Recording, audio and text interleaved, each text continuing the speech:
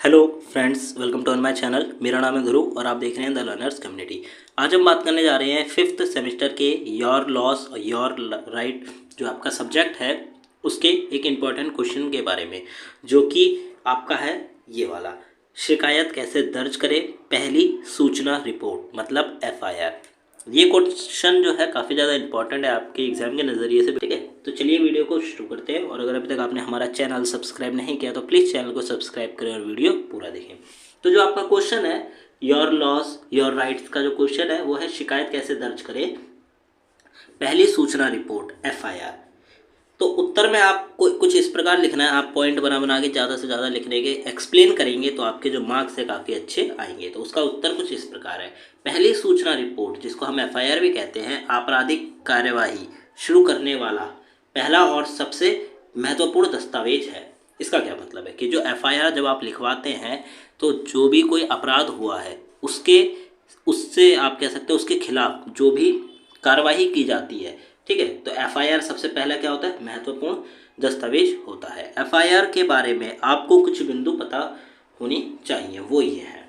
FIR क्या है? FIR एक लिखित दस्तावेज है जिसे पुलिस द्वारा तैयार किया जाता है। तो मतलब एफआईआर को पुलिस के द्वारा लिखा जाता है। आप पुलिस स्टेशन में भी लिखवा सकते हैं और आजकल तो ये एफआईआर ऑनलाइन भी दर्ज हो जाती हैं, ठीक है। तो पुलिस के द्वारा तैयार किया गया एक डॉक्यूमेंट है। जब उन्हें संज्ञा अपराध के कमीशन के बारे में जानकारी मिलती है, तो क्या होता है, जब पुलिस वालों को जानकारी मिलती है कि कोई अपराध हुआ है या फिर कोई व्यक्ति जाके उन्हें जानकारी देता है, तो उसके बाद पुलिस थाने में आपकी एफआईआर लिखी जाती है।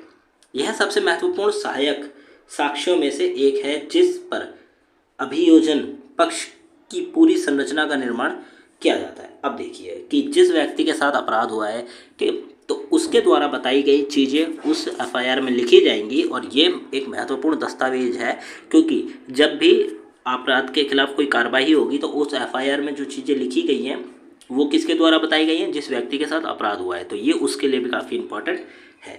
तो क्या है, पक्ष की पूरी संरचना का निर्माण किया जाता है, पूरी तरह से पक्ष के ऊपर निर्भर करती है।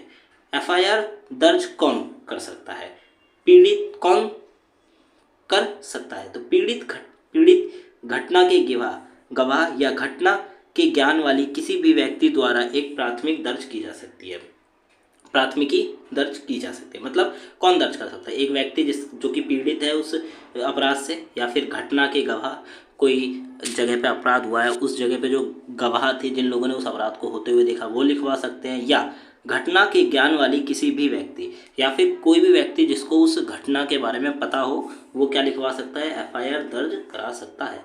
एफआईआर दर्ज क्यों करनी चाहिए, क्यों इम्पोर्टेंट है एफआईआर दर्ज करना? तो आपको आपके जो आंसर है उसके बारे में सारी पॉइंट आपको लिखनी होगी। तो एफआईआर दर्ज क्यों करनी चाहिए?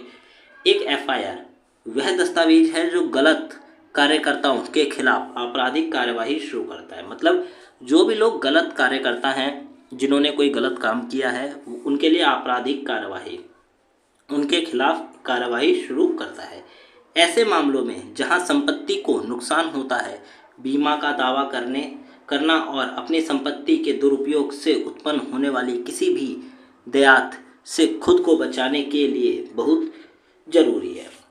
तो ऐसे मामले जहाँ पर क्या होता है, संपत्ति का नुकसान होता है, तो बीमा का दावा करना और अपनी संपत्ति के दुरुपयोग से उत्पन्न होने वाली किसी भी दैत्य से खुद को बचाने के लिए ज़रूरी है। अब सपोज करिए कि कोई कार्यवाही हुई है, ठीक है, कोई अपराध हुआ है जिसमें आपकी संपत्ति को हानि पहुंची और आपने बीमा करा रखा है, तो आपके पास जो एफआईआर होगी वो एक इम्पॉर्टेंट चीज़ होगा कि आप अपना बीमा क्लेम कर सकते हैं, ठीक है। आपके जैसे आपने घर का इंश्योरेंस करा रखा है या फिर आपने कार का इंश्योरेंस करा रखा है और सपोज़ करिए कि आपके कार के साथ कोई दुर्घटना हो गई, तो जब आप एफआईआर लिखाएंगे तो वो एक इम्पॉर्टेंट चीज़ होगी आपके बीमा के डॉक्यूमेंट में भी कि आपका बीमा आप क्लेम कर सकते हैं उस एफआईआर के द्वारा। दूसरा, एफआईआर का उद्देश्य क्या है? तो पहला, जिला के मजिस्ट्रेट और जिला अधीक्षक पुलिस को सूचित करने के लिए जो जिला की शांति और सुरक्षा के लिए जिम्मेदार हैं, पुलिस स्टेशन पर रिपोर्ट किए गए अपराध के लिए। तो क्या है, पहला उद्देश्य क्या है कि ये बताना, जिला में जो जिला मजिस्ट्रेट हैं या फिर पुलिस का जो सबसे बड़ा अध्यक्ष है उसको ये बताना कि पुलिस जो आपराधिक कार्यवाही हुई है उस क्षेत्र में, उसके बारे में बताना।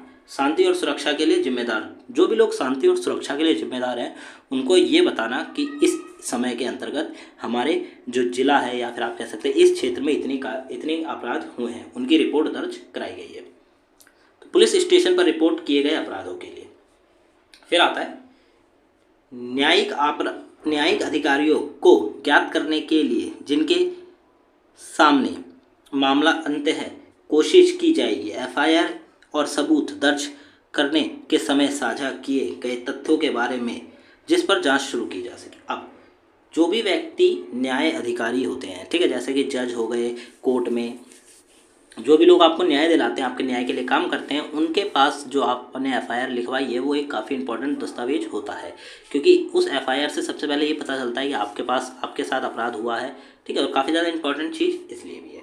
तो न्यायिक अधिकारियों को ये ध्यान दिलाना कि हमारे साथ अपराध हुआ है और उसके लिए हमने एफआईआर भी दर्ज करा रखी है, एक सबूत भी एक प्रकार से आप कह सकते हैं। फिर आता है आपराधिक कानून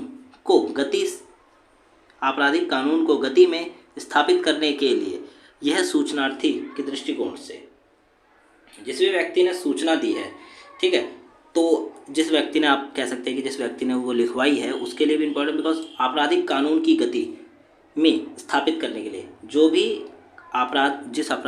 जो अपराध किया गया है उसके लिए जो भी कानून बनाए गए हैं, ठीक है, तो उस एफआईआर के द्वारा उन कानूनों को देखकर अपराधी व्यक्ति है उस पर आप कह सकते हैं कि निर्णय लिया जा सकता है कि इसको कौन सी सज़ा दी जाएगी। तो ये सारी चीज़ें एफआईआर में दर्ज की जाती हैं कि सपोज़ करिए कि किसी व्यक्ति ने आपकी कार के साथ या फिर आपके घर के साथ कोई ऐसी चीज़ करी जिससे आपकी संपत्ति की जो आप कह सकते हैं संपत्ति खराब हुई है, तो उस समय में क्या होगा, आप एफआईआर में लिखवाएंगे कि भाई हमारे घर में काफ़ी ज़्यादा चीज़ें खराब हो गई या फिर हमारा घर ही टूट गया। तो इसके अकॉर्डिंग एफआईआर के अकॉर्डिंग ये देखा जाएगा कि इस व्यक्ति का अपराध किस श्रेणी में आता है और उसके बाद उस व्यक्ति को कौन सी सज़ा देनी चाहिए। कथित आपराधिक गतिविधियों के बारे में जानकारी प्राप्त करने के लिए ताकि दोषी पार्टी को प्रकाश में लाने के लिए उपयुक्त कदम उठाने में सक्षम हो, यह जांच अधिकारियों के दृष्टिकोण से। तो जब भी आप पुलिस स्टेशन में एफआईआर लिखाने जाते हैं तो आप पूरी की पूरी डिटेल बताते हैं कि हमारे साथ इस समय पे ये वाली अपराध हुआ है, ठीक है। तो क्या है कि कथित आपराधिक, आपने जो कथित बताई है आपराधिक गतिविधि के बारे में जानकारी प्राप्त करने के लिए ताकि जो भी दोषी पार्टी है उसको किसमें प्रकाश में लाया जा सके, मतलब उसको पक्का करा जा सके, हाँ यही व्यक्ति है, इसी व्यक्ति ने अपराध किया है। दूसरा, लाने के लिए और उसके खिलाफ उपयुक्त कदम उठाने के लिए क्या करना चाहिए, एफआईआर लिखवानी चाहिए। ये एफआईआर के उद्देश्य हैं। एफआईआर दर्ज करने के लिए कौन से उदाहरण संकेत दे सकते हैं। अब देखिए, पुलिस द्वारा केवल संज्ञेय अपराधों या उन अपराधों के लिए प्राथमिक दर्ज की जा सकती है जहां पुलिस के पास अदालत के वारंट के बिना अभियुक्त को गिरफ्तार करने की शक्ति है। तो आप देखिए कि पुलिस जो आप कह रहे हैं कि एफआईआर, अगर आपको एफआईआर लिखवानी है तो उसका आप किस प्रकार लिखवा सकते हैं कि एफआईआर हर किसी उसमें भी नहीं लिखी जा सकती है, ठीक है। तो इसमें किस प्रकार बताया गया है कि जो प्राथमिक दर्ज की जा सकती है जहां पुलिस के पास अदालत के वारंट के बिना, मतलब कोई ऐसा अपराध जिसमें पुलिस व्यक्ति को पकड़ सकती है बिना किसी अदालत के वारंट के। जैसे कि आप सपोज करिए 2 केस हैं, उदाहरण के लिए मैं आपको समझाता हूँ। एक केस है इनकम टैक्स का, ठीक है, एक केस है टैक्स का, और दूसरा वहीं एक केस है चोरी का, ठीक है, जिसमें क्या चीज़ें करेंगे, चोरी की गई है। थीफ का एक केस है। तो टैक्स का जो केस है ना, इस केस के अंतर्गत आपको अदालत से वारंट लाना होगा एक प्रकार से, क्योंकि ये हाई प्रोफाइल ज़्यादातर केस होते हैं। दूसरी बात कि इसमें किसी के घर में ये करने के लिए, अगर आपको किसी के घर पे रेड मारनी है, ठीक है, तो आपको अदालत से क्या लाना पड़ेगा, वारंट लाना पड़ेगा। इस वारंट के द्वारा ही ये पक्का हो सकेगा कि आप उसके घर में जाके तहकीकात कर सकते हैं, देख सकते हैं कि उनके पास कितना धन है या नहीं। परंतु एक थीफ जो चोर है उसके केस में क्या है कि चोर ने चोरी करी है, आपने बता दिया कि इस व्यक्ति ने चोरी करी है, तो पुलिस आई और उस व्यक्ति को पकड़ लिया। तो उस केस में जो अदालत से या फिर जज के द्वारा वारंट जो जारी किया जाता है उसकी अब जरूरत नहीं होती है, ठीक है। तो आपको सिंपली पता चल गया होगा कि कुछ केसों में वारंट की ज़रूरत होती है और कुछ केसों में नहीं होती है।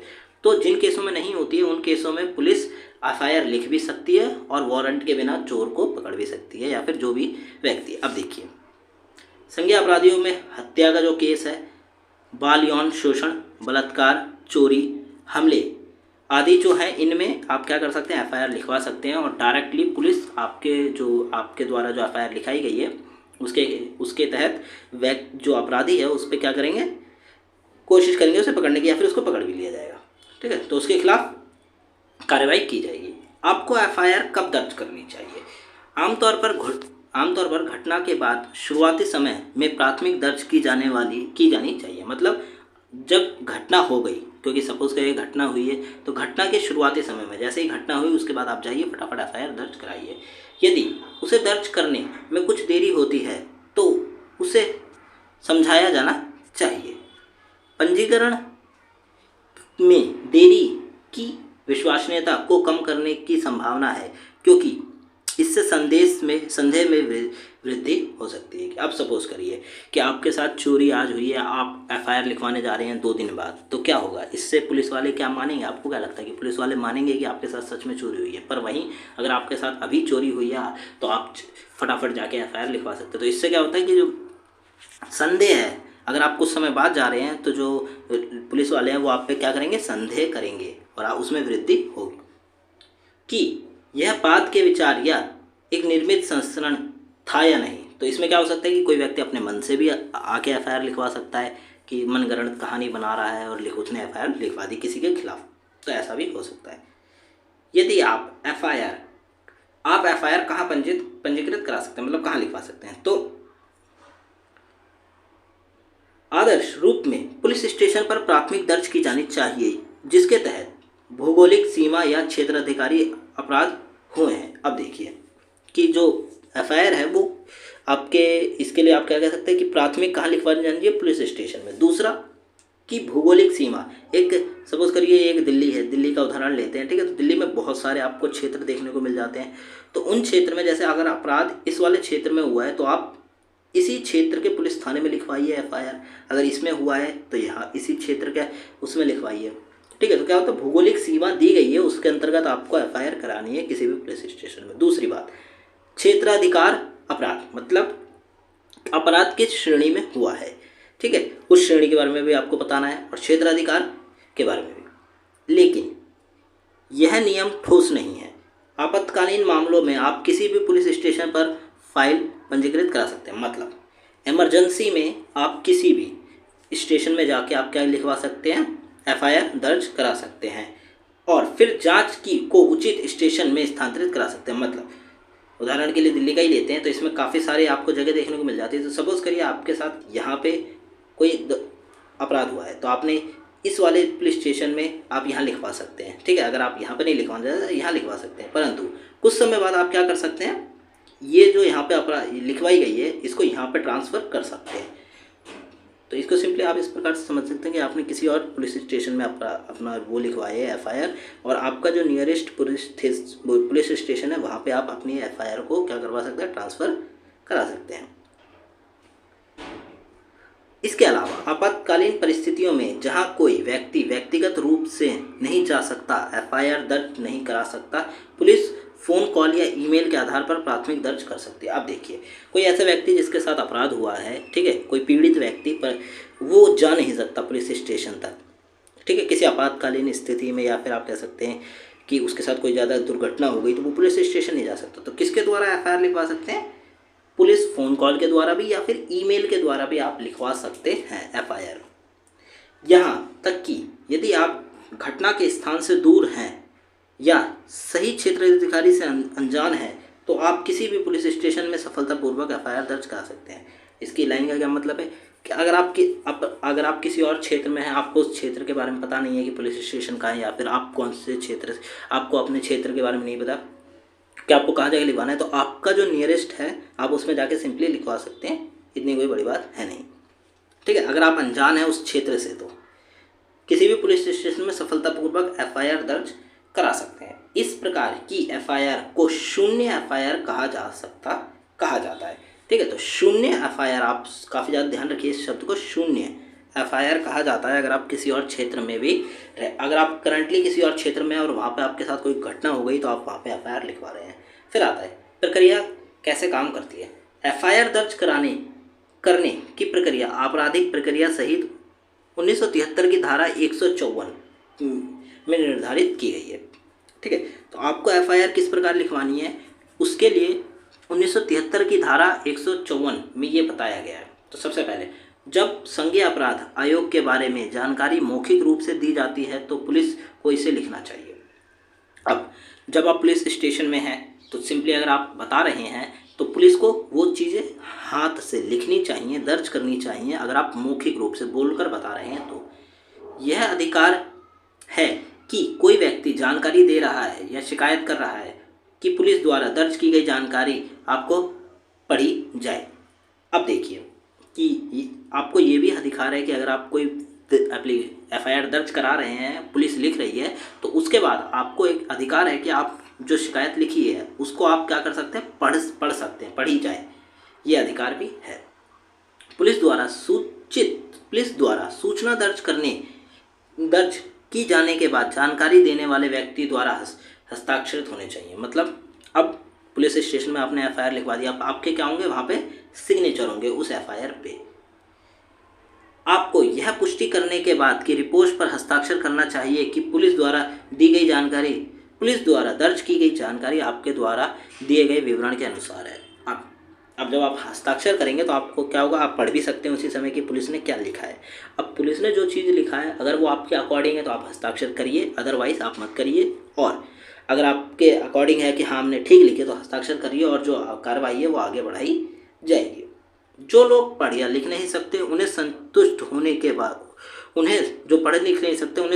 होने के बाद दस्तावेज पर अपने बाएं अंगूठे की छाप डालनी चाहिए कि यह एक सही रिकॉर्ड है। ऐसे लोग जो नहीं पढ़ सकते, ठीक है, जिनको पढ़ना लिखना नहीं आता, वो क्या कर सकते हैं, जब वो संतुष्ट हो जाएंगे कि हाँ हमने जो जानकारी बताई है और पुलिस ने सही लिखी है, उसी के बाद वो क्या कर सकते हैं, बाएं हाथ का जो अंगूठी है, बाएं हाथ के अंगूठे का छाप उस पर लगा सकते हैं, मतलब स्टैंप लगा सकते हैं बाएं हाथ का। एफआईआर की प्रतिलिपि हमेशा पूछें। अगर अधिकारी आपको यह नहीं देते हैं, इसे मुफ्त में प्राप्त करने का आपको अधिकार है। अब देखिए एफआईआर आपने दर्ज करा दी, ठीक है, तो आप उन लोगों से उसकी एक कॉपी मांगिए।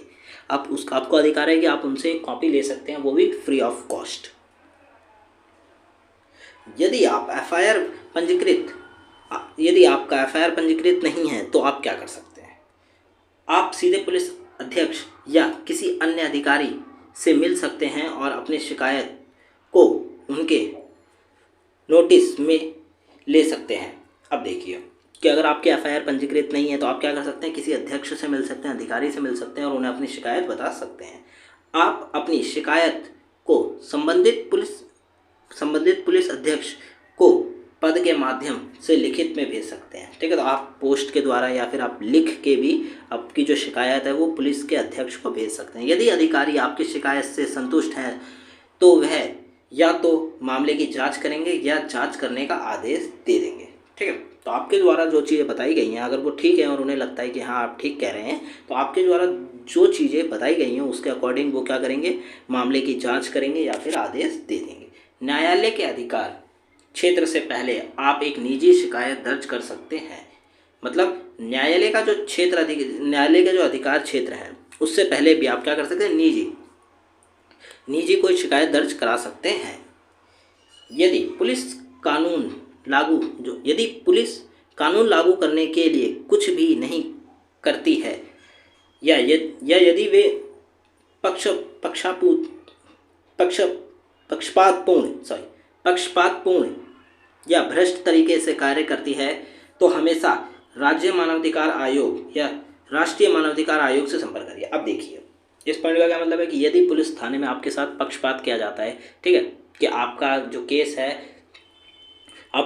उस पर काम नहीं किया जा रहा, ठीक है, आपके साथ पक्षपात करा जा रहा है, जो व्यक्ति अपराधी है वो अगर अमीर है, एक प्रकार से आप उदाहरण के लिए समझिए, जैसे फिल्मों में कहा जाता है कि अमीर व्यक्ति जो है उसके खिलाफ एक्शन नहीं लिया जा रहा, तो सिंपली आप क्या कर सकते हैं, आपके पास अधिकार है कि आप राज्य मानवाधिकार आयोग या फिर राष्ट्रीय मानवाधिकार आयोग से सिंपली संपर्क करेंगे और आपका जो भी केस है उस पर काम किया जाएगा। एफआईआर दर्ज कराना यह सुनिश्चित करने के लिए पहला और सबसे पहला कदम है कि पीड़ित को आपराधिक न्याय की प्रक्रिया को स्थापित करने न्याय मिलता है।